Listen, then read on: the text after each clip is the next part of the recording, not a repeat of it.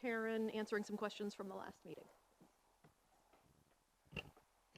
So one of the questions that you had asked at the last meeting was about the after-school and summer programming and what would we need in terms of funds to meet the needs of all students that were on waiting list and so on and so forth. So you have a document that is several pages long, and I need to thank all of the folks who helped me put this together today, Jen Carter, building principals. And you'll notice that the charts there are by program and broken down by how each program is funded. The first few pages are the 21st century programs. Then you'll see that there's a document for Montello. As you may or may not know, the Montello after school and summer program is not funded through 21st Century, it's funded through local funds.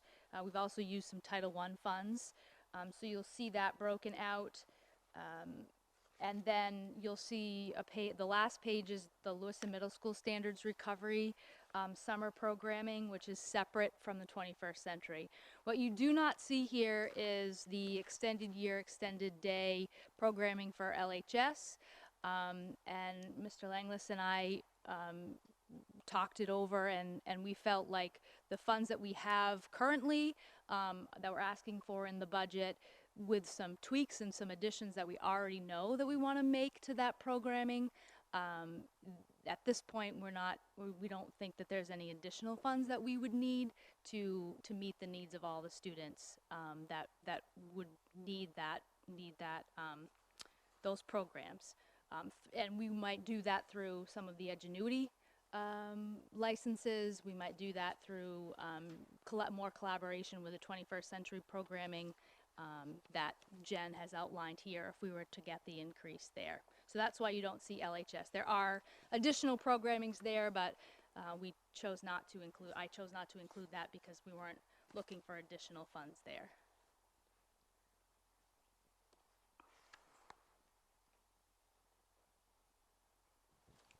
Karen? So I just want to make sure I'm getting this exactly right, because I have a feeling I'm going to return to it when we go back through the revisions. The second page, it looks like, to meet the full demand for Geiger and McMahon would be an additional $75,000 on top of what's currently being proposed in the superintendent's budget? Yes, that's correct. Okay. That would then also be the case for the Connors program, an additional $75,000? That's correct. Then I get a little bit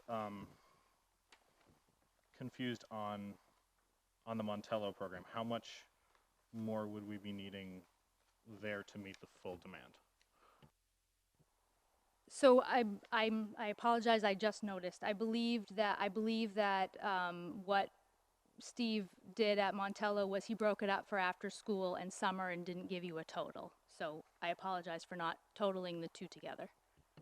That's fine, but it would just be the difference between the total funding in the 2020-2021 cost-based and current local budget request and the cost to provide students. It's that difference?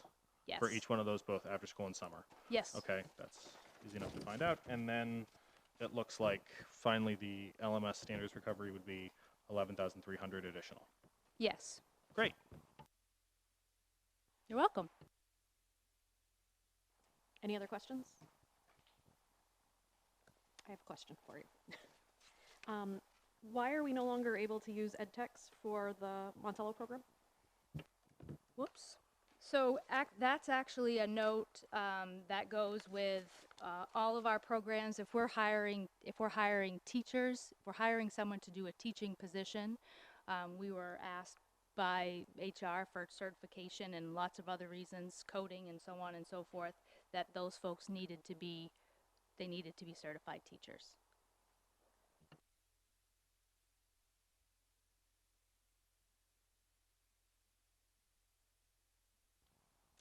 Now we will go into the Lewiston Adult Ed, which I'm assuming Bobby is doing.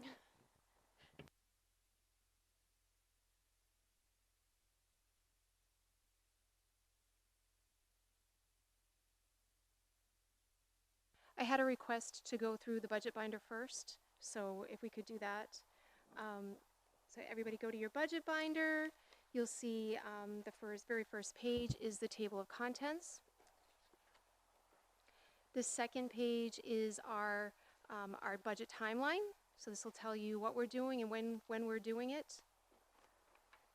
The third page are the articles and the definition of the articles. Tab 1 is our revenue budget. Tab 2 is our article summary. Tab 3 is the object code summary report. Tab 4 is all of the new requests that are in this budget. Tab 5 is the ED 279, that's the funding formula. Tab 6 is the projected enrollment, it's current enrollment and projected enrollment. Tab 7, you'll find all of our grant funds. Tab 8 is the adult ed budget, which is what we're going to talk about first. Tab 9 are the slides that we've been presenting to you. And then, if you go all the way to tab A, this is where you're going to find all of the individual executive summaries that our building administrators prepared. They're really awesome, too, by the way.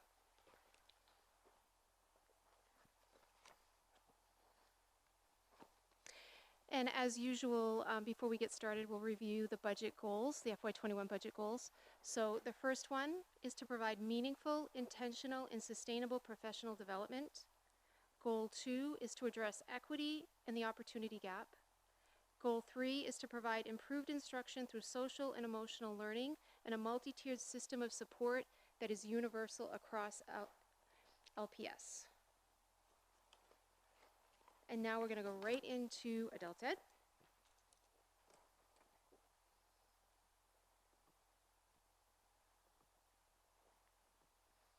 And I don't have a slide prepared for adult ed. I have this really cool spreadsheet that has the revenue budget for adult ed at the top and then the expenditure budget at the bottom. And you can find it in your binder under tab 8. So if you look at and I'm going to drop down to the expenditure budget first, and we have this broken out based on guidance in adult ed, administration in adult ed, high school completion program in adult ed, instruction. And so if we go back up to guidance, the cost drivers of guidance is purely contractual. There's nothing new in that. Administration, the bulk of this is contractual, but there's one item, and if you look at this number, 49,800, do you see that? I don't have it. Oh, there it is. Okay.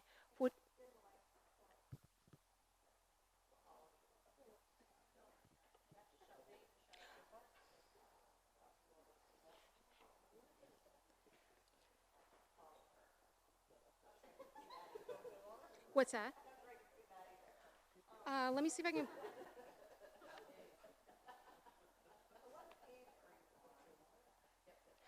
So it's tab 8. And if you go to I can tell you, go to the, hold on.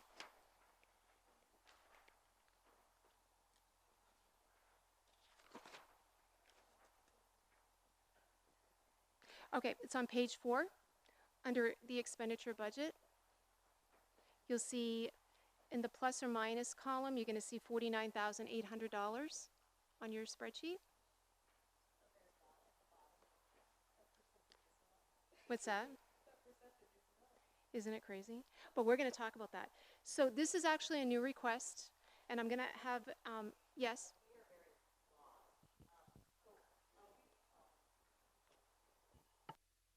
We're a little bit lost. You're on page 4? Yes. Under which section? It says expenditure budget. Okay. And you go down, third. Oh, there's the admin. Right here, and with the 25,000% increase. Okay. Okay, thank you.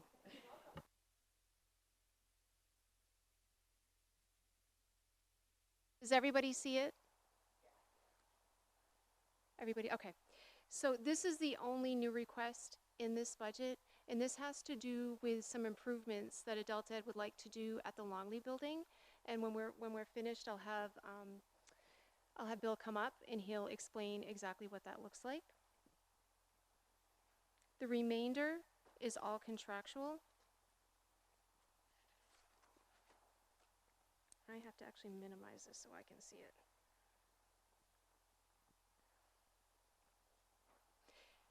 If you drop down to high school completion,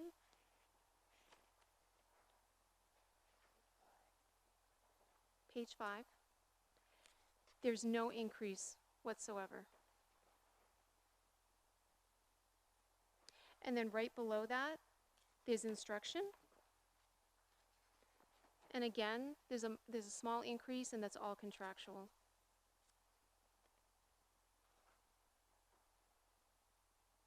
Any questions? So before we get into the new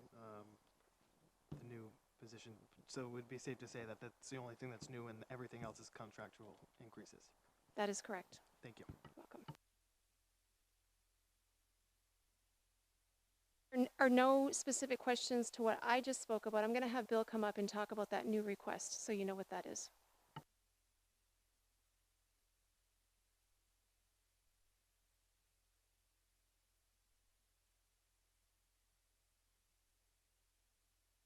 I turned it on.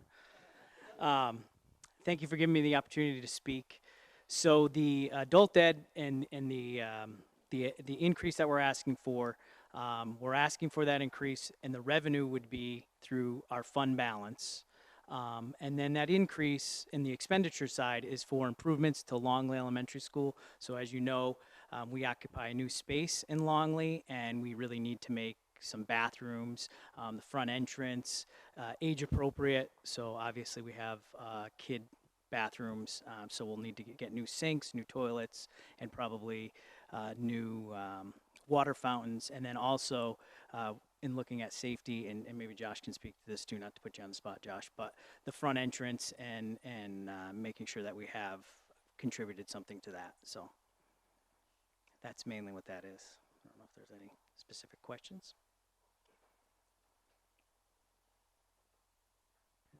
So describe to me, how are you laid out on Longley right now? What area are you occupying? So if you're facing the school, Yeah. and you're looking at the main entrance, we're all the way to the left. So through the gate, through the fenced-in area, through the gate, and we are occupying what was the original Longley School. In that back, it's kind of a two-tier. Square? Yep, that back square. Okay, so doesn't that square already have age-appropriate restrooms and such? It does have some age-appropriate restrooms, yes, but just below that, there's a whole bank of bathrooms that are not. And I think even if we're going to use the building for high school age students, those bathrooms wouldn't even be available. So, Right. So about how many classrooms are you occupying? we occupy 8 plus 2, so 10 classrooms is what we have occupied right now, 10. All right. plus the library. All right. Are you involved in the Longley discussion, the alternative education discussion? Yeah, we've been Okay. part of those. Yeah, absolutely, kind of part of those conversations. Cool.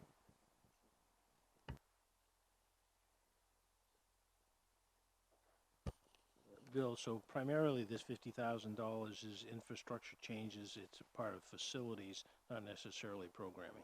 Correct.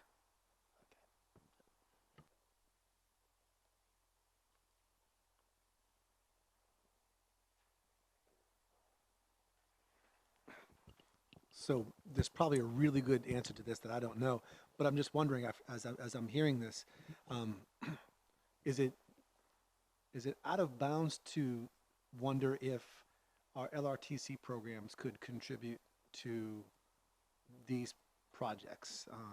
No, and actually that very well would be. So some of the other things are, for example, in the library, we have reconfigured in there. So outlets were once on one side of the wall, need to be turned and put on the other side of the wall. That is absolutely an LRTC project that we would look to do.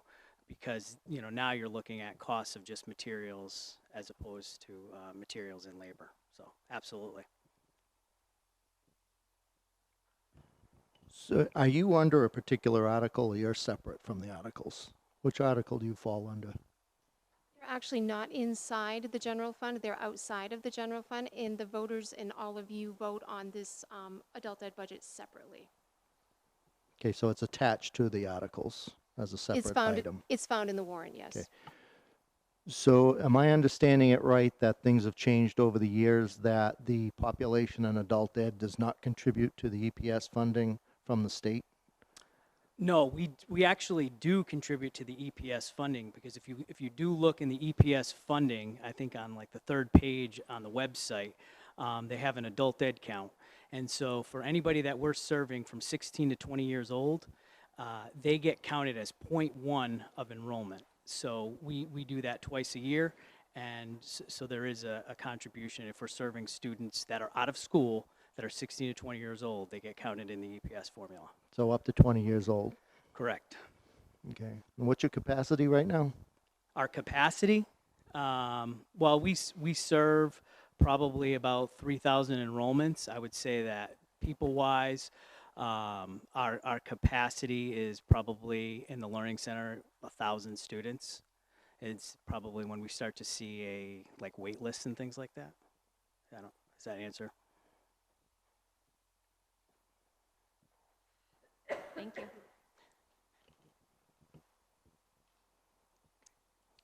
Are you doing the next part also? What's that? Yep. Yeah. Okay. Thank you, Bill. We are going to move on to Article 6, which is System Administration.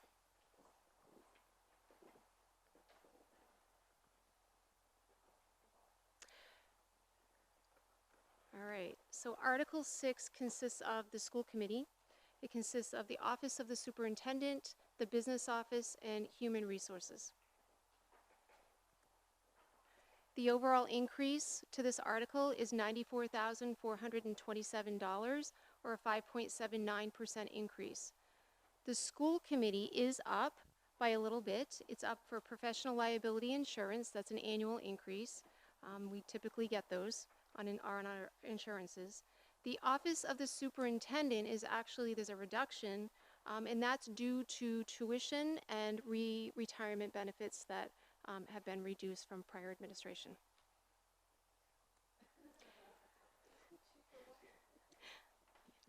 Sorry, I had to say it though. Human Resources, it's all contractual increases, and it has to do, there's an increase for software. It's our HRM software, talent management software. And then the business office has contractual increases, and then we're asking for an additional $20,000 for the payroll administrative vacant position that we have right now. It's been vacant for quite a while. We're having a really hard time finding qualified staff because the salary is so low. So we're asking for an additional $20,000 for that. And if you want backup on that, we have Stephanie, who's our business, there you are. Our business manager in the house tonight, and she can talk to what the payroll administrator position is all about, because she's currently doing that as well as the business manager role. If there's any questions, we'll take them. I just want to voice my support for that. So my mom is a payroll administrator, and I was like, look at this job. And she was like, no, because of the salary. So just knowing that's in line with what the field is expecting was really important for me to see and hear. So thank you for bringing that forward. Does the 20,000, does that bring us at or above market, like market price? Not price, but. I do know what you mean. I would argue that it is probably still a little bit below. Yeah.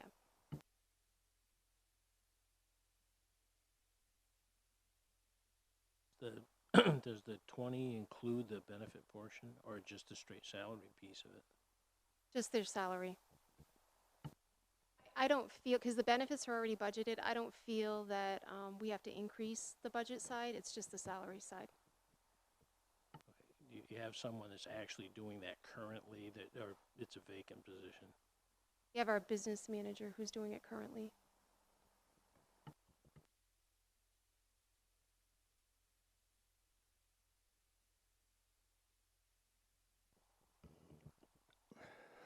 So Bobby, I get some concerns about the structure that we operate here at Dingley. Under you, you have who? I oversee finance, I oversee HR, nutrition, transportation, facilities, technology. Am I missing any of you? Did I say nutrition? Yeah. Nutrition, yes. Yes. Who's your next person after you? Who's your right-hand person? Stephanie, our business manager. Business manager. Yes. Okay. Two, actually, I should say. And our HR director, Monique Gilbert. Okay. And payroll right now is being handled by the business manager? Yes, it is. Okay. So this will alleviate the pressure off there. We need that desperately.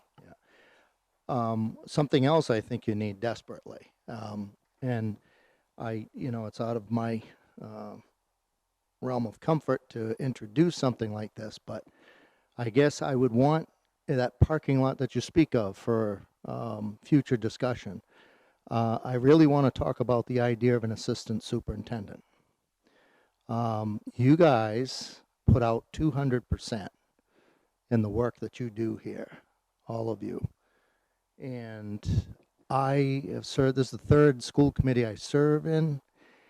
You guys are nowhere near what staffing in the other school departments were.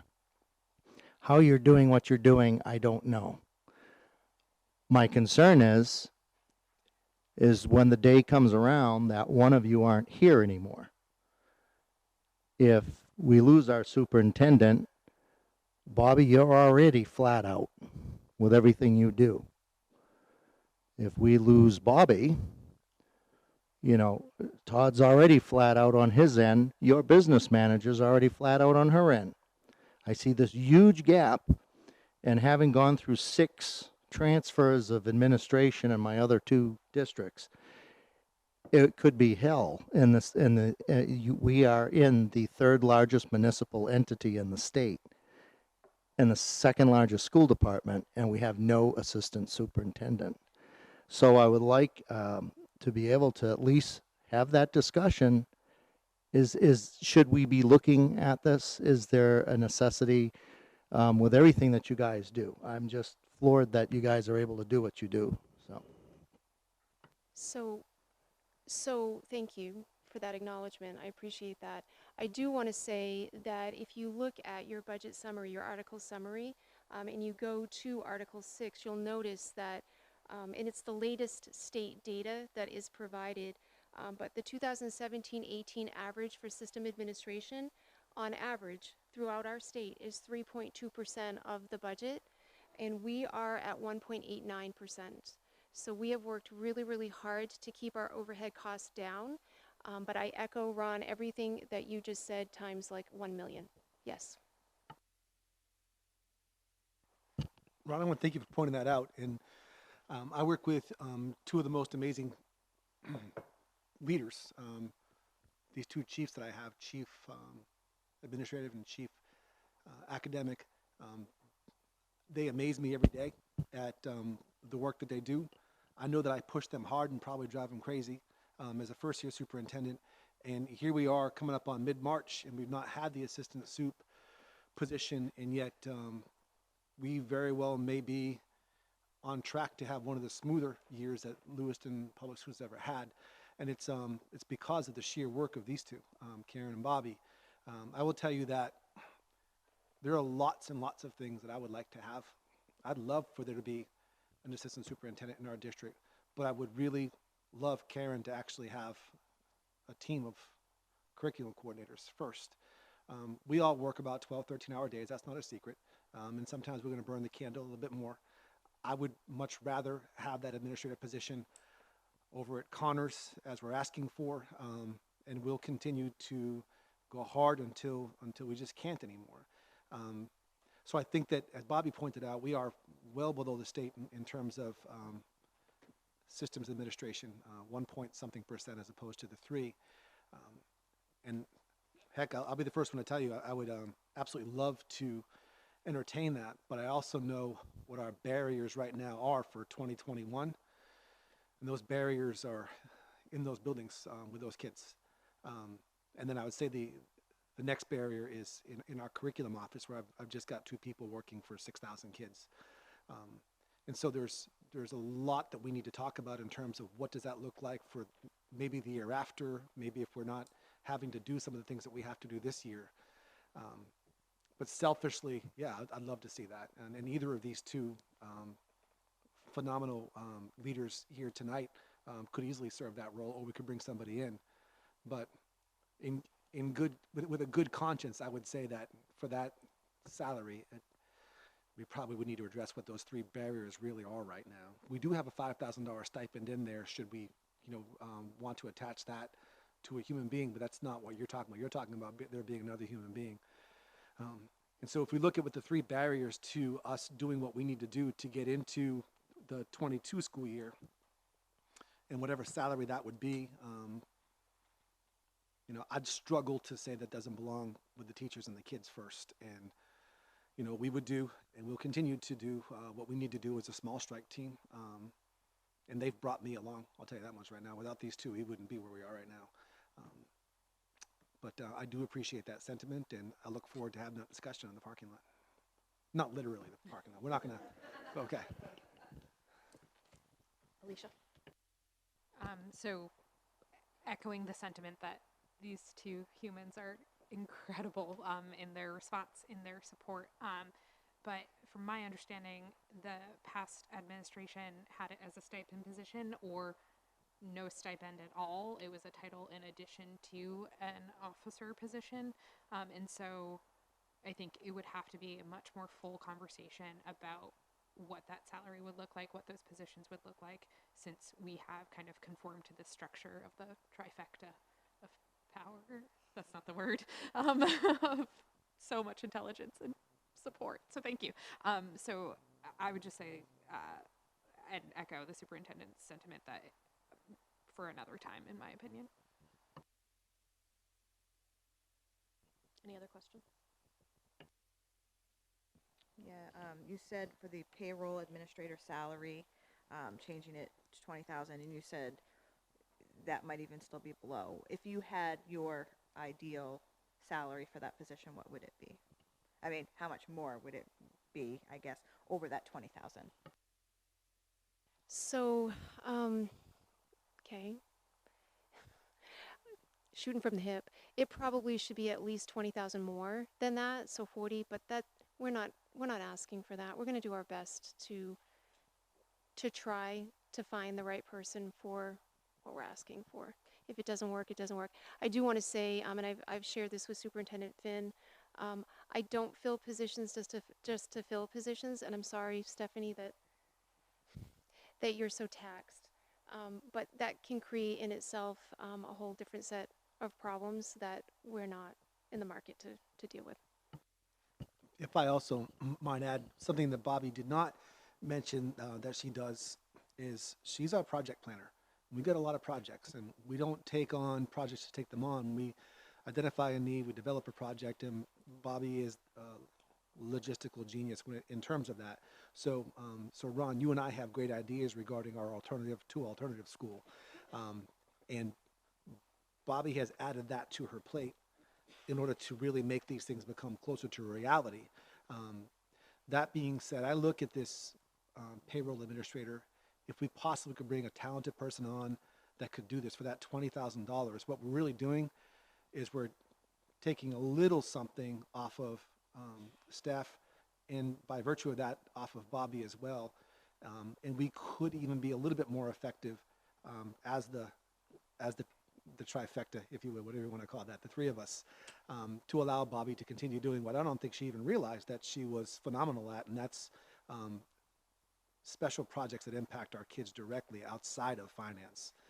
So something to keep in mind, this would be a good reprieve for us to allow this group to go for another year, and then hopefully we could revisit that conversation should the need arise, once we get to where we need to be.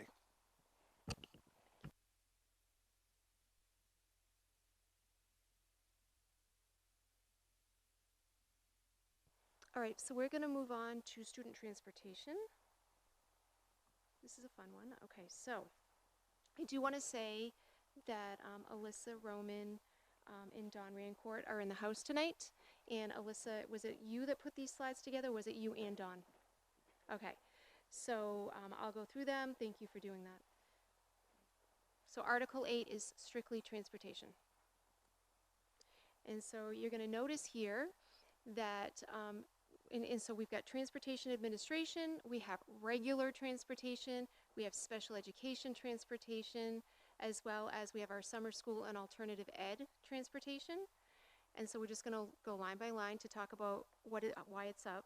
So the transportation administration is up $5,438. That's an 8.18% increase.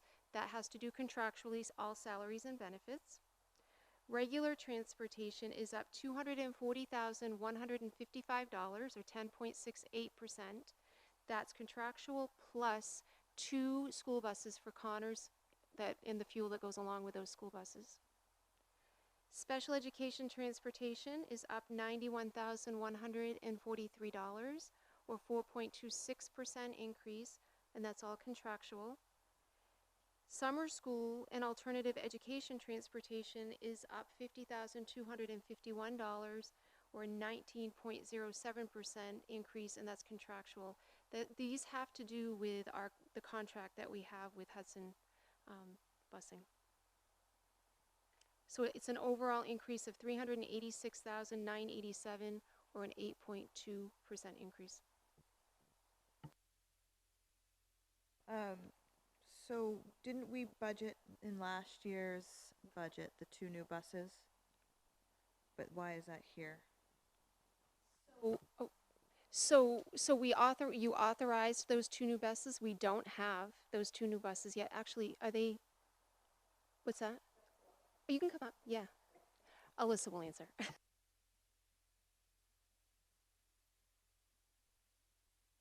just got back from DC, meeting with our senators literally a couple hours ago. All right. So when we devised our plan for our busing for Connors, we had a lot of unknowns. We didn't know how many kids were going to take the transportation. We had to relook at the paths that we have that are going from the Longley up to the high school. It's about a mile for some of those kids to walk. That's our threshold as a school committee right now for those walkers. So what has ended up happening is we're busing 100% of those students there. So Butch Pratt, who was here before Don Rancourt came on, he did about 3 different scenarios of those busing scenarios for Connors. So at the time we said, oh, we might have some walkers, we might have this, we might have that. We now have the school. We now know we need some transportation. So right now we do have a holding tank of sorts that happens at Connors. We have 3 runs of buses that we're trying to get those kids out. So kids are hanging out after the school bell. They're not in after school activities and they need a ride home. So the walking's a little far. So we were looking to get a new bus to help facilitate that. Buses are pretty cramped. It takes about 6 months to order those buses. So if we don't order those buses, we don't get those buses. There's a national CDL shortage of drivers. So we need to really focus on if we can get those people to drive the buses and be educated in operating those machinery and those things. So what we're asking for are those 2 new buses to help facilitate that dismissal process and arrival process at the school. It will be contractually and overall financially, it'll be a better, cheaper alternative. Yeah, so if you're looking, when the bus dismissal process starts, it's around 3:10 that they're starting that process. Some of those kids are leaving closer to 3:45 from the facility. So when we're talking about that, and when I'm talking about a school bus, when you have 66 very energetic after school, enthusiastic elementary kids that are ready to go home, it does make it more challenging for getting them kind of under control and then getting them out. So obviously our recommendation is let's get those kids home. They're wanting to go home, they're ready. We do have our after school programming that helps alleviate some of that, but it doesn't touch what we really need for that location. On the next slide, there's one more, I think. could you just explain that last line of the salary, what those percentages mean? Yes. So in my last slide, and if I missed your question, I'm going to apologize. The bottom, yeah. So even though I have title of nutrition and transportation, 95, I want to say, percent of my budget, and it's about 95% of my budget is coming from federal funds from the USDA, passed through by the state of Maine. So really what I'm doing is helping with oversight, although this year I've spent a lot of time in my office. I have a map from 1978. They literally drove around the city and put an X with a Sharpie where the bus stop was. We then had Excel sheets. When we update the Excel sheets, then we update a bunch of other things. So when we were trying to get our app, our mobile app online, I needed to get geo coordinates, latitude and longitude for every bus stop in the city. With a fleet of over 40 full-size buses, or 39 buses, it made it really tough. So we had to do a lot of work to upgrade our system. A district our size, we talk about capacity. I know Hudson helps out a lot. We do the routing in-house. We want to tell Hudson where to go. So we have brought on a free system from the state of Maine called TransFinder to help alleviate some of that issues. So I can honestly say I've spent more than 5% of my time on transportation this year. I've spent a lot more also helping to get Dawn Rancourt fully integrated in the system. Administrative assistant to a lot of our calls. We spend a lot of time dealing with homeless students. We do bill out to other districts. We get money back from transportation. So if we have a student that identifies as homeless, we can bill for half the transport from the place where they're residing if they're outside of Lewiston. So we work with that. And then obviously we have Dawn that's coordinating it all day long. So she does have a stack. I already know she probably has 14 emails hanging out right now, waiting for transportation tomorrow, if not more. So the administrative assistant's helping with those funding, those invoicing. So we're sending those invoices out, we're collecting it, and we have a process for dealing with that through here. So we're tracking those items throughout that budget process. And then I'm helping facilitate that as far as the finances as well. That's super helpful to hear. And is truancy still part of that position? Yes, that's a very good question. So the hard part is with 100% on one person and 5% on one and 50% on another, what we end up with is we do rely on our support of the schools. So I am looking, we have Power School, so we go through, if we have a student that's truant, we're asking from administration, have they reached out to the student? Have there been phone calls? When were those phone calls? What kind of communication has gone out to the families?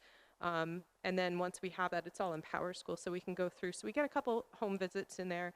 And then when we're going through those home visits, we're saying, what steps have we had? It really turns into more of a social situation where you find out that the parents want their kids to go to school so bad. They really do. They're like, man, I want my kid to go to school. So we're finding out a lot that it's more than just the parents saying, I didn't enroll my kid. We're finding out a deeper thing going on. So those alternative programs that we have in our district are so great, because those kids, if we can get them on a path that is successful for them, that's going to be amazing.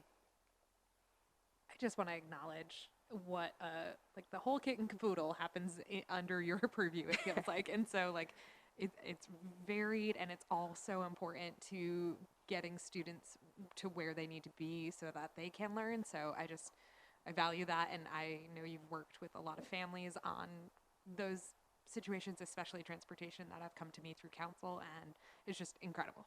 Thank you. Appreciate it.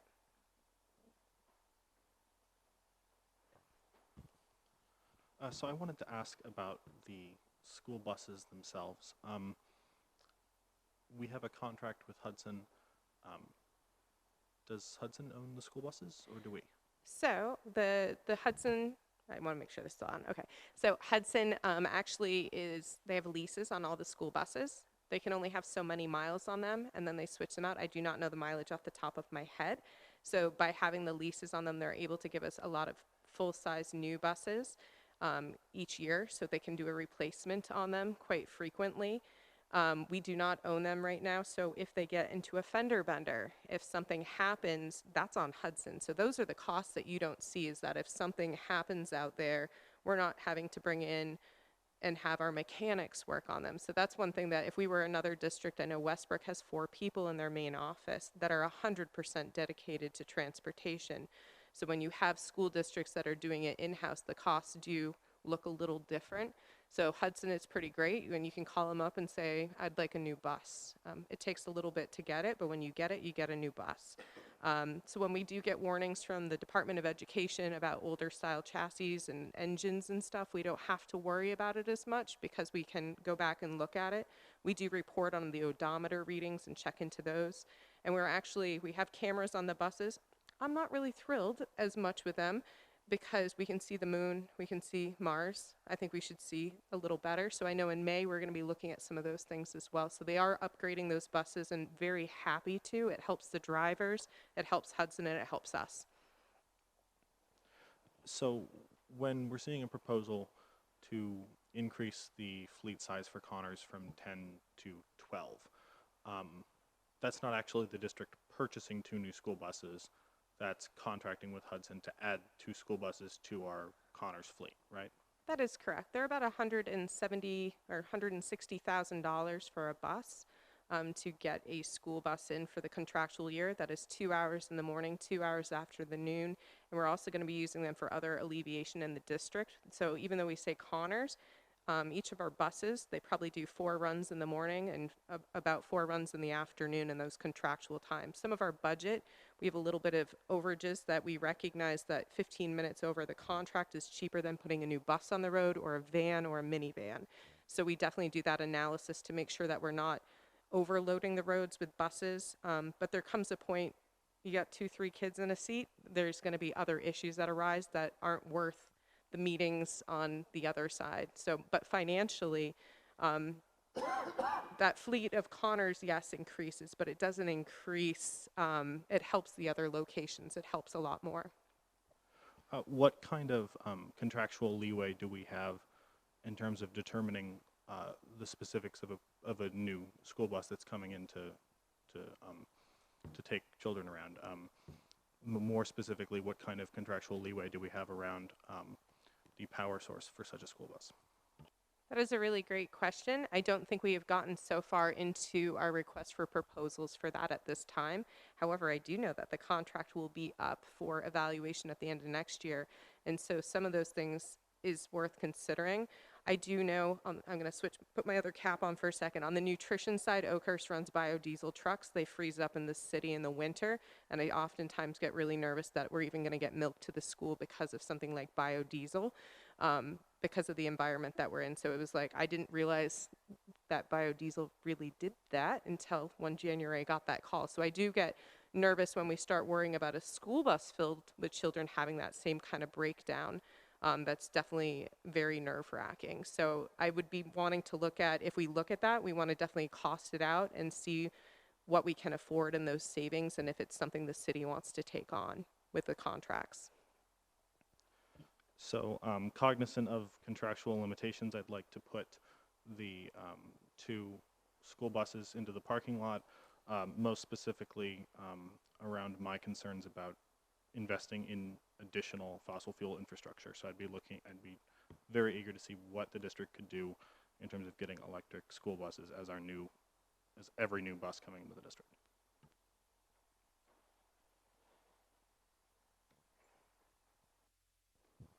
I do know that Auburn transferred their whole fleet to propane, and that's a cleaner fuel as well. So they were able to do that, but their bus system is somewhat smaller, I know. The one question I had is one of the advantages of leasing everything through Hudson is Hudson has the sole responsibility for having enough drivers and appropriate drivers and certifying all the drivers.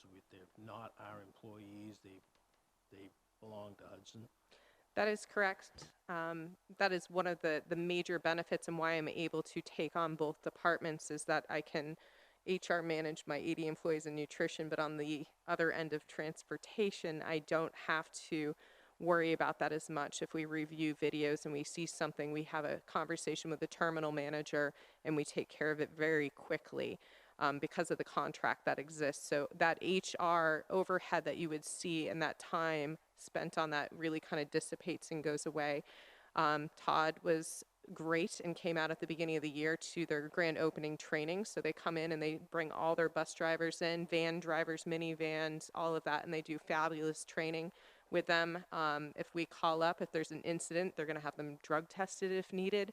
They're going to do all of that in accordance with state laws and federal laws and with anything with the buses. So we hear very instantly.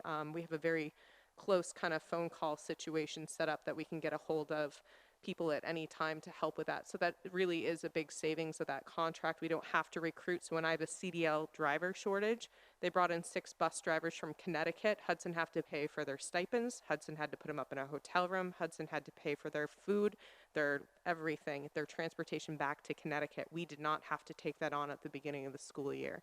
So it really was great that we were able to say, nope, just make it happen. Here's our rate.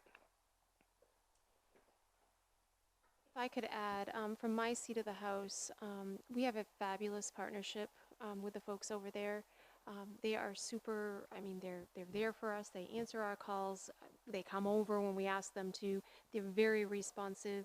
I'm quite pleased with them.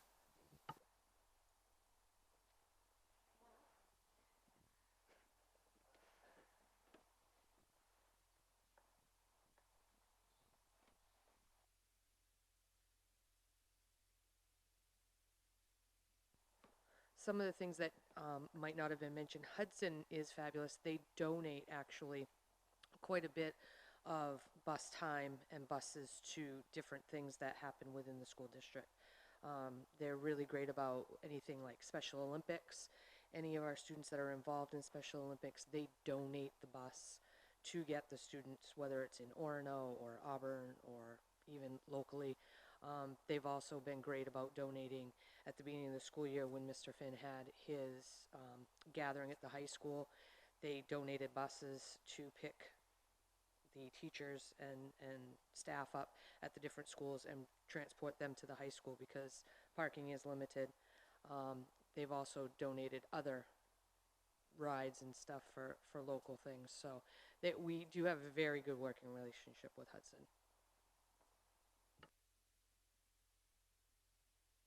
I would just like to ask a clarifying question. So what we advocated last year in the budget for the 2 additional buses, those were put in place, and now this is 2 more buses, or is this just reconfirming what we asked for last year? As Dawn was not here, I'm going to jump in as best I can. Without the numbers right in front of me, I'd have to go back and look. I do know at the end of it all, we try and put the buses on the road that we need as we're going through the process. So part of what you see is a contractual, and then the other part is when you put the order in May, you don't get the bus in September. It's you have to put it back. There has been an ask put out. If you deny the funding, that's okay. We go back and say, Hudson, please don't give us a bus. But we did put out an ask already because we were told if we didn't, we wouldn't get the buses. So we already have put an ask in to put some feelers out, but it doesn't mean we can't retract. So we kind of reserve the hotel room, but have a cancellation policy in place. Yes. So Megan, I don't recall if it was 2 buses that ended up in the budget or if it was 1. I'm going to have to go back and research that, and I can let you know on Monday. Thank you. Any more questions? Ron? You're our employee, right? Lewiston School Department? So 5% of my salary, yes, so I am an employee of Lewiston Public Schools. I was hired by Lewiston Public Schools, appointed by you as a school committee. My funding for the nutrition budget and where most of my salary and benefit lines lie are in the nutrition programs, which is the federally funded programs that we run. You will not see that as an article to vote on because I have been in the black and that I don't reach in there. It does not mean if I was a restaurant, though, that I would have the same pleasure. I don't pay for the lighting. I don't pay for some of the other stuff that I realize. So that's where my salary comes from. Dawn comes from the general fund, 100% of her salary. The 50% for the administrative assistant, 50% lies in the nutrition federal funded part of that as well. So we do try I've been mindful through this process that I don't want to be like, oh, I showed up today, but we make sure to make it so that it's split accordingly. Nutrition has rules about percent cutoff, so we put it as a percent for you, but it's directly knowledge that I worked hours in that position is how it is charged by the federal. They won't allow me to do it otherwise. My question was stemming more to the idea that you were knowledgeable in the actual design of the bus routes. So you're a key person that sits down and actually designs these. I think I was shocked when I've spent a lot of time at Connors so far this year, and quite frankly, that bus situation is on the same level as the New York Port Authority. I'm absolutely floored by it, and I think one part that takes me back, and I have a tough time reconciling, is as a 9-year-old in the streets of Boston, walking 3/4 of a mile to my elementary school. What percentage of the children at Connors are now being bused as opposed to walking? And the second part of the question is, without these 2 buses this year, what did we do that all of a sudden now we need 2 buses this year? So when we did our structure of building Connors and our evaluation of those students, I'm going to the second part first. I'll go back to the first part for you. So when we were doing those evaluations of bus routes, so Longley is further down closer to the downtown area.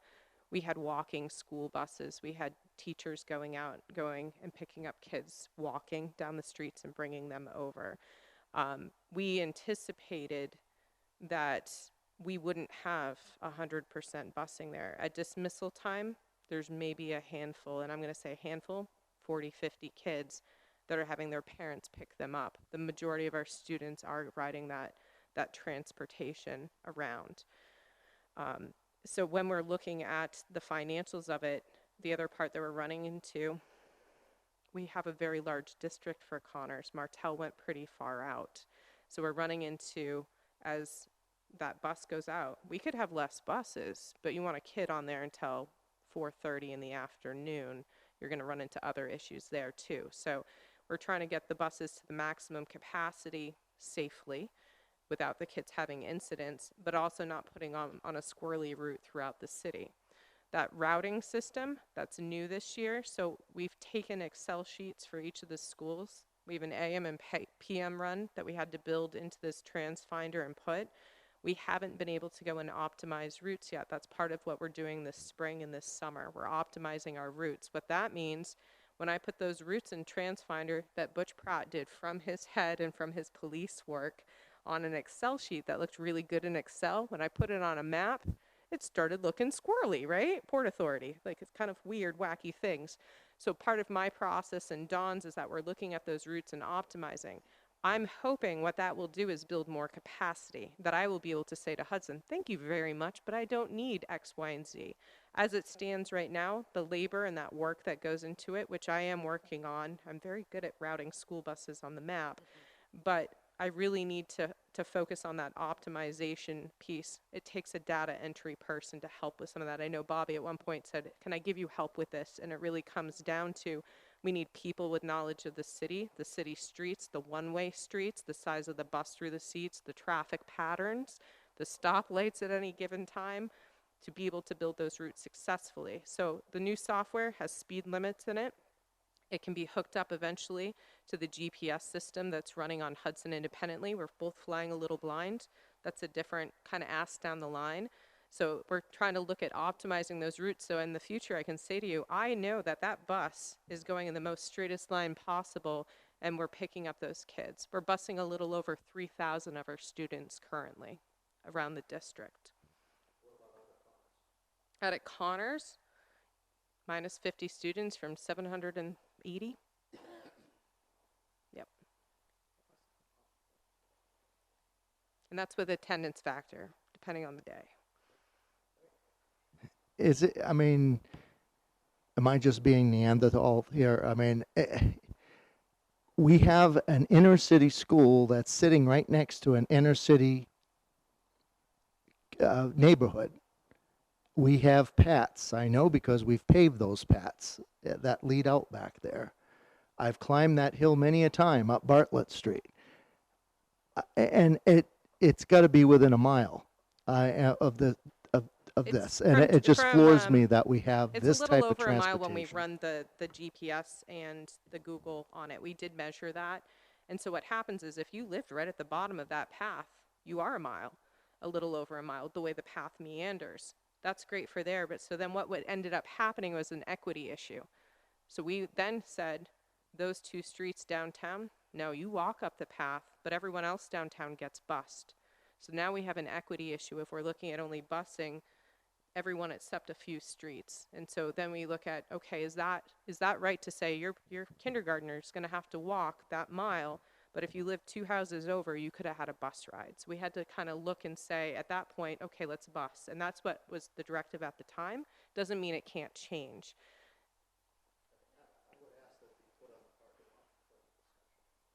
I'll do that. I'd like to add to this discussion a couple of things. We discussed this at great length last year, and it would be really helpful, I think, if we reviewed that video. But I do want to say there was a safety issue in relation to this as far as the path is concerned, as far as walking up the hill in the wintertime and putting our little folks on that street.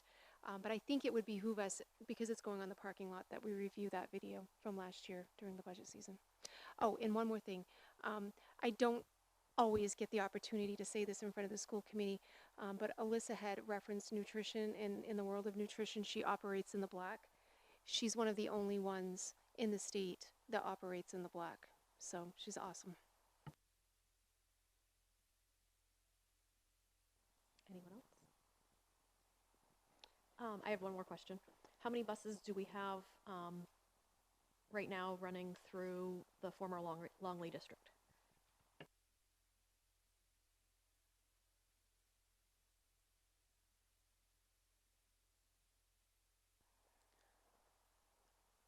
That's a tricky one. We might have to get back to you on the actual breakdown, because now what we have is, depending on where the bus is going out and the needs of the kids that are on the bus, it depends. And that goes back to, we built the routes as they came, but without the software that was put in place in the fall, so we really do need to optimize and look.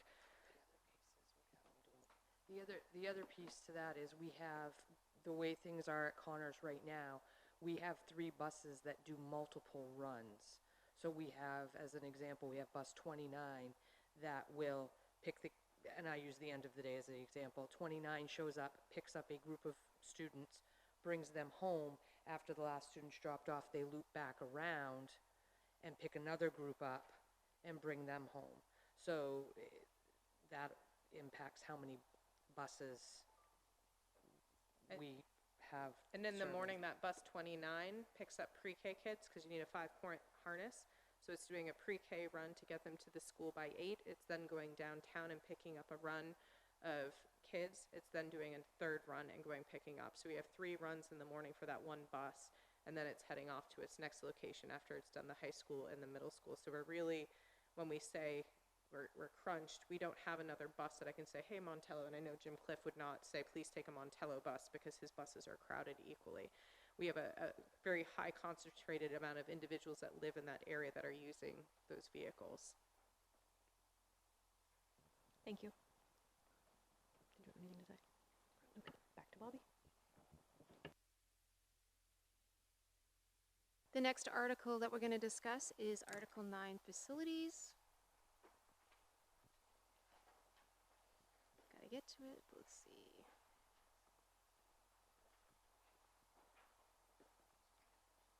Okay. So Article 9, which is Facilities, contains operation and maintenance of plant, as well as our capital renewal and renovations, which is our LCIP projects. So the overall increase to this budget is $78,108, or 1.08% increase. That consists of contractual increases. There's $80,000, there's some new requests. There's $80,000 in there for a facilities assessment. There's $10,000 in that budget for summer painting. There's some utility increases that we don't have control over. And then there's a few minor repairs and maintenance.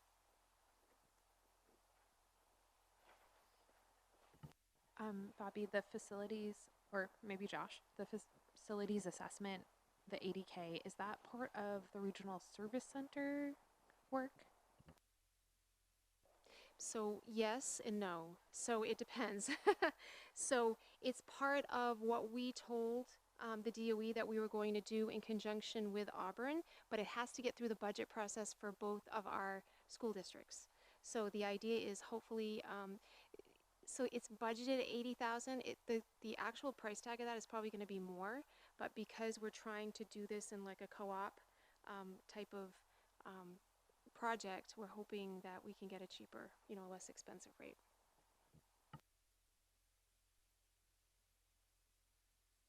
Yeah, Bobby, I'd like to take that $80,000, that facilities assessment, and park that in the parking lot as well. Having been through a couple of those with other clients, I think that that potentially the talent to do that may be available to us within what we already have without having to hire an outside consultant. Much of what I've seen from outside consultants' work is nothing but just a rehash of what we already know. So I'd like to park that.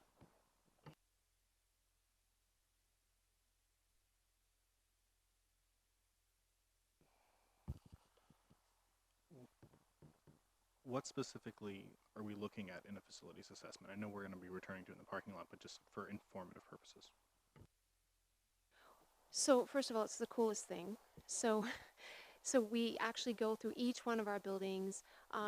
Think of it as a true assessment. It's a health check. It's a wellness check of each one of our buildings. And so it's going to disclose to us exactly what our buildings need to get them to where we would want them to be, right? And it's all about capital renewal. It's all about creating a 5-year capital plan, which we don't currently have. And I tell this story a lot because it was traumatic, but I had gone to a planning board meeting and they, rightly so, was very upset that we didn't have a 5-year capital plan, and how can I had to say, you're right, So we really do need to have that, and that will help assist us in getting that done. Yeah, come on up. Good evening, folks. I'm going to expand on that. Everything that Bobby said, I'm going to break it down into other additional areas. So this is an assessment of all of our buildings, their current condition, which would include HVAC systems, or heating, ventilation, air conditioning, electrical systems. So taking a look at our infrastructure of the power coming in, transformers, main distribution panels, electrical panels, plumbing systems, I don't know if I said roofing system, but essentially what the report is in the facility condition assessments I've been part of is exactly what Bobby said. It's a roadmap of what your current deficiencies are, which ones are the highest priorities, what those costs are expected to be, and when you need to do those things. So the intended outcome of this report is to let you know what you have to deal with now, but it also tells you what you're going to have to deal with in the future. So it helps us put together that 5-year plan, and it provides budget costs as well. So we get real numbers with real time frames of when we need to do those things, and rather than being reactive as things fail, we become proactive and prevent failures impacting the schools, students, and staff. So that's kind of it in a nutshell. Can the facilities assessment either already include or be expanded to include an evaluation of the district's greenhouse gas emissions, and if that would need to be added, what would the approximate cost of adding that be? Again, you may not know at the moment.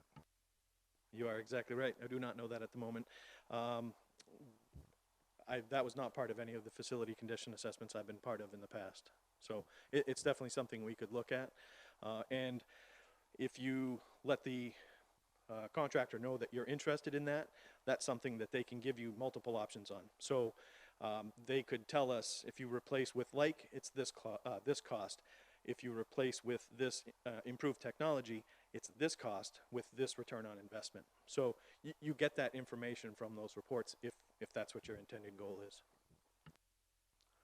So just for the purposes of when we revisit this, I'd love to have a sense of what the additional cost would be to ensure that the facilities assessment also included a district-wide analysis of our greenhouse gas emissions. So just whatever the cost of that is, when I'm making a proposal to change it, I want to have the actual information. Does that seem like something realistic for this budget season to have that evaluation done with costs? Yes.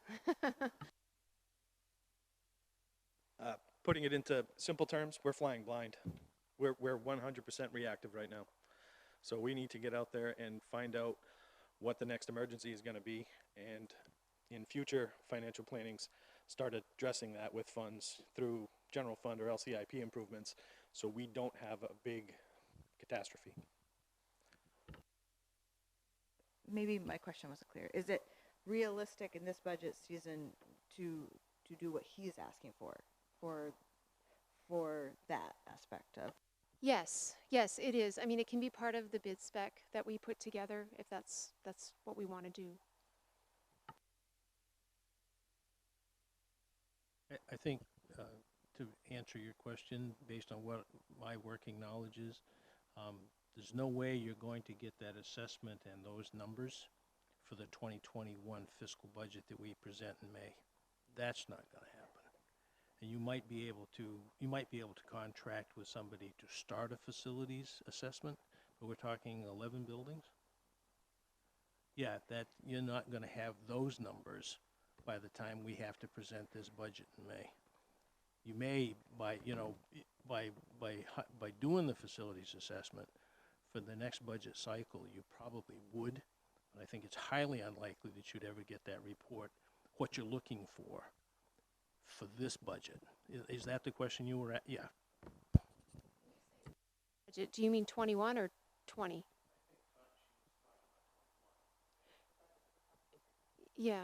So, and you're thinking that we couldn't get that back until 22? Is that what you're thinking?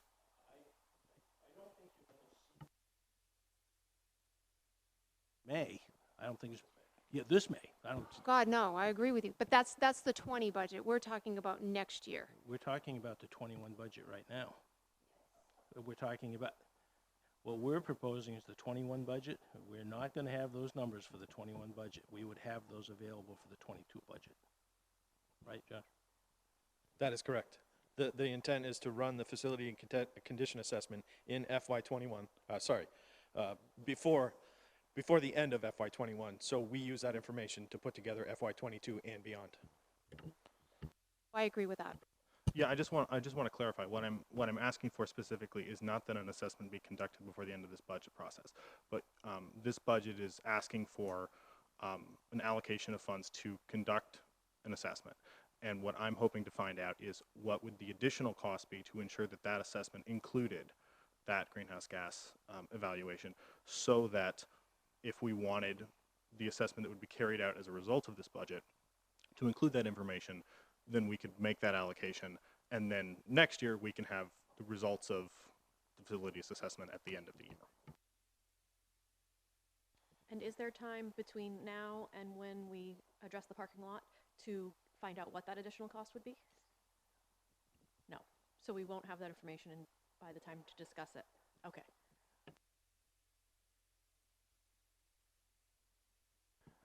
Josh, well, just mention you handle all the facilities, right? Custodians and so forth. Yes, sir. Okay. Are we at 100% staffing in terms of support services for the buildings?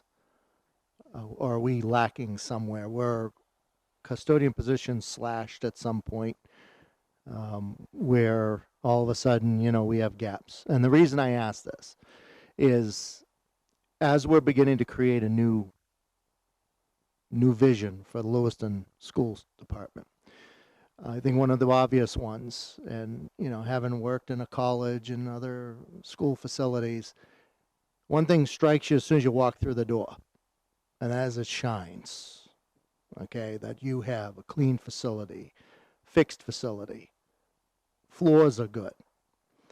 and I don't mean that's any criticism for what you have for staff and and supplies, et cetera. You guys have done a phenomenal job. But there are facilities I walk into and I feel I'm walking into Pioneer Plastics, that I'm walking into a plant.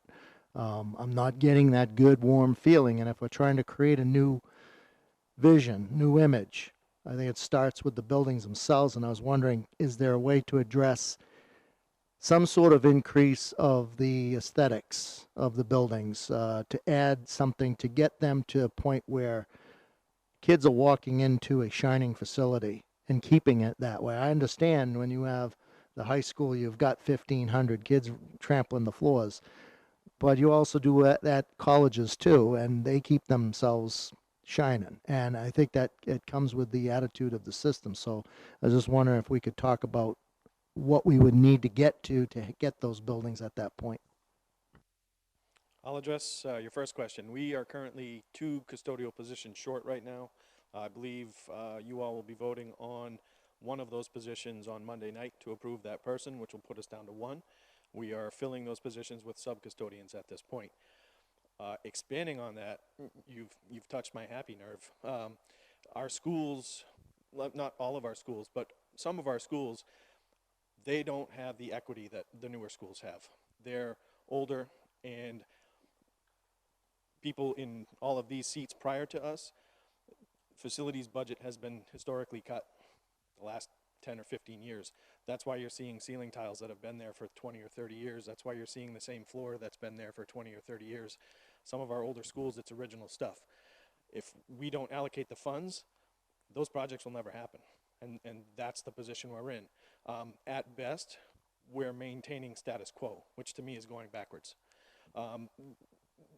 Those are the items that go into my budget, the 2 budgets that I put together, and those are the items that got cut first by the nature of the beast. So it's a give and a take. Do you support the students and get them the education that they need and let your buildings fall down? Or do you have shiny buildings with no students that are there because we're failing them on the educational side? I don't know what the answer is, but it's something we deal with every day. My staff works miracles with what they have and the amount of time that they put in and the care that they give to their buildings and the students. So the more people we have, the better off it'll be.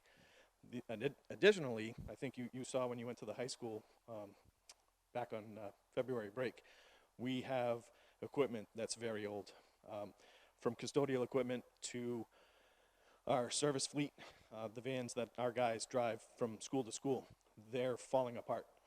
We have money in the budget this year to renew some of those things, but at any given time, we could go down 2 vans and be dead in the water for 2 people. Same thing with custodial equipment. We are constantly moving those between schools, making repairs. It's time to invest money in that stuff. It's long overdue, which in a perfect world would be in the parking lot talk as well. That in next year's discussions, we'll have a better feel and a much better report to provide you that tells you the current age, condition of what we have in every school, so you can see for yourself. And my intention is to bring you pictures of old versus new, so you can get a feel for what some of our schools use to keep their buildings clean. To add to that, I'm accustomed to having, we talked about a 5-year capital plan. I'm accustomed to having something similar as it relates to maintenance and custodial equipment, as well as any fleet that we have, whether it be through the world of facilities or LRTC or the high school or wherever. We don't currently have that. And we do need to, I strongly recommend that we move towards that. I just want to echo that the assessment will be really critical. The city continually talks about its disappointment in the lack of a 5-year plan, and there's only 3 years out. I think as we do that assessment and make more planful plans, oh my gosh, plans, period. It's been a really long week already. Those things don't change over time as they have in the past too. Even when we've had 5 years budgeted out, things shift constantly. And it's okay to shift a bit, but moving quarters of millions of dollars around does not seem to make the city happy. If I might add, Josh quite eloquently laid out really two options. We can do our very best to educate our kids, or we can essentially love our buildings. And I want to throw a third option out there. We can actually do both. If we're much smarter with the budget, and when we go into the revisions and visit that parking lot, there's ways that we can begin to do exactly what you want, Mr. Potvin. Well, we both spent some time together over February break, and you gave me a pretty good education as to what things look like in terms of our equipment. I'm aware of that now. I do think that when we're done with our articles, when we're done after Monday night, and we go into time to review what we've come up with already, I do believe that there's a third option where we can actually begin to do both. And after, if this assessment goes through, to be able to have that roadmap to say, this is a right now, this is a next year, and we better get this done in 3 years. I think that'll be very helpful too. You got to have a roadmap. And we talked about that during the overall budget presentation a couple of weeks ago. We talked about how there's a timeline downstairs in that office, and we know what the right now work is, and we know what the 21 work is. And we wanted to make sure we weren't talking about 22 money in 21, because we really can't get there yet. I would say, though, that if we get a real good look at what we have for resources, as one of our goals is stewardship of public resources, I think we're going to be able to find a way to do some things that would really make you very happy, Josh. And I'm counting on and very confident in this school committee to be able to find that way to begin immediately.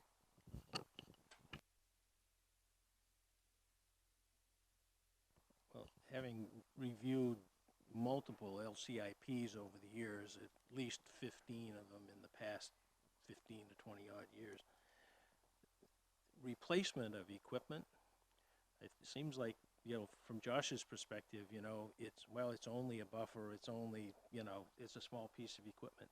If you look at what happens with Public Works is using their equipment, and it's bigger and it's more expensive, but he's using the equipment every single day. Not every snowplow is used every single day in Public Works, and there's a tremendous schedule for replacement because it wears out. Anything that moves is bound to fail, and if we don't look at realistically at new technology, new ways of doing things, and replacing used equipment, you don't find in a fire department, in a Public Works department, in the water department, or the sewer department, you don't find 30-year-old equipment.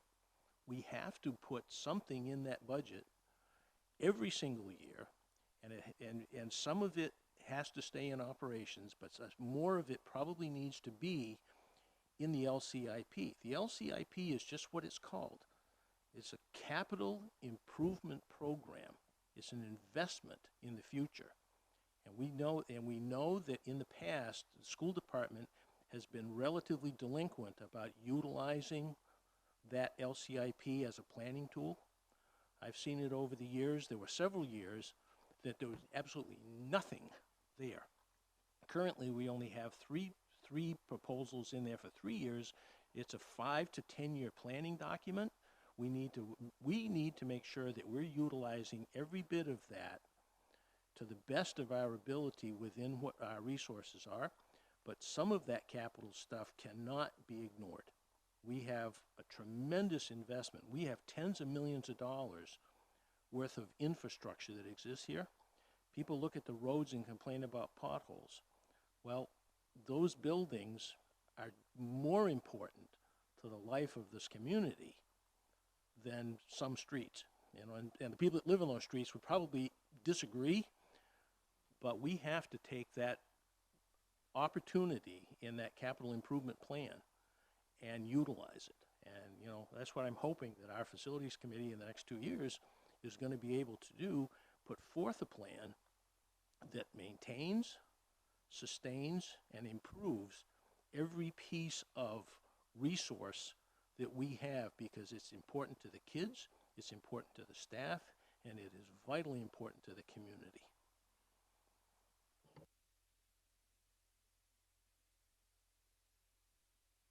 Any other questions? Thank you. Yeah. I have one last request for the parking lot talk. We, according to our custodial supply equipment company, which is Hilliard. They have a program that's called CCAP that we plug in every school with every room, piece of equipment, and staff levels, to a certain extent, staff levels, that they run through a computer program that tells us exactly how many custodians we need. That custodian count for Connors is 12. We have 8 on site right now. I believe I put in for 2 additional custodians. Those have been cut. That's something we should be discussing, if not for the upcoming year in the 2022 discussion. That school, I don't want to see that school get run down quickly, and we're on a path to do that, short-staffed right now. Does anybody want to put that on the parking lot?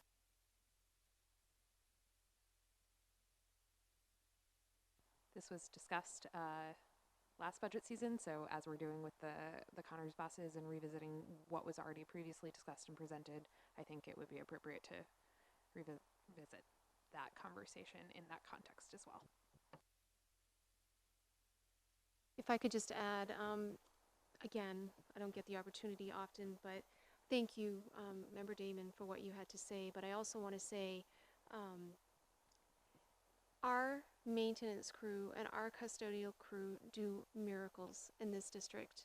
And I really need to give out like the loudest shout out that I can give to every single one of our members of that team.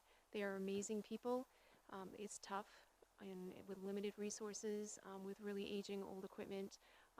I'm really proud of the facilities department.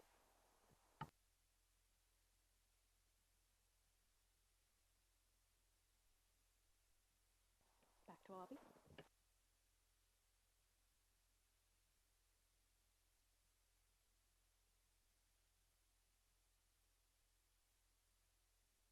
We get to talk debt service now, Article 10. The overall increase to debt service is $136,690, or a 2.808% increase. That has to do with the LHS expansion project, and that's the interest payment for 6 months. And then there's rolling debt obligations. Any questions?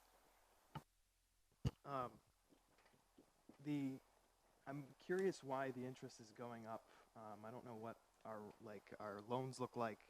I work in a loan department, been working there for 3 years, and I know the rates are going down. They've been going down since December 2018. So is the principal gone up? How is the interest going up? Or like what's that rate structure? What is it based on? So in this case, it's actually not, it's going up, but it's not going up the way you think it is. It's going up because of the approved expansion project. So this is new in the budget. So actually it's new interest, yeah. So we're not paying the principal yet, right? Because the building hasn't, it's not done. We're not done with it. But we do have an interest obligation that we have to pay. And we don't do that calculation in the school department. That's actually done at the city finance director's desk. She takes care of all of that. Thank you, Heather, for that. And so she lets me know what I need to put into the budget for that. I can show you, I brought this just for show and tell. It's pretty cool, but and I'm like you, I really get it, and Ron, you too, I get into this stuff. But this is our amortization schedules for all of our debt. So you're welcome to take a peek at it if you want. What I do is I have one of our really awesome folks in the business office. I got here and I'm like, oh my God, and I was like budgeting line by line, and I said, we need a summary sheet. So we've got summary sheets that break out the principal versus the interest, which makes it a whole lot easier to go through. As a part of that has a breakdown of like each of our loans and what each one's for. Okay, awesome, thank you. The other thing that plays into this, correct me if I'm wrong, Bobby, but in the first year of new construction, some of that debt shows up as belonging to the city, but it's completely reimbursed by, most of it's reimbursed by the state, but there's a gap in there between when the bonds are actually bought and when they actually start being paid off by the state, right? So in this case, that's not the case because it's all local debt for the expansion. This isn't state funded.